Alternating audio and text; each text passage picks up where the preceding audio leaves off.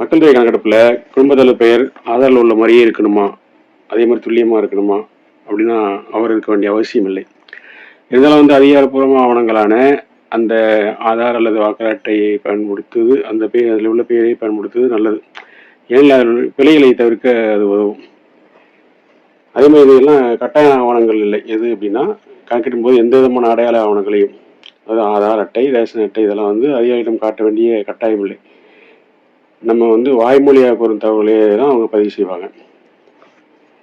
இதே சுய கணக்கெடுப்பு இருக்கும்போது உங்களுக்கு ஆன்லைன் மூலமாக சுய கணக்கெடுப்பு மேற்கொள்ளும் போதும் உங்கள் பெயரை கவனமாக விட வேண்டும். இப்போ ஒரு முறை குடும்பத்தில் பெயரை பதிவு செஞ்சுட்டீங்க அப்படின்னா என்ன பேர் செஞ்சிருக்கீங்களோ அதை வந்து நம்ம முடியாது, எடிட் பண்ணி மாற்ற முடியாது.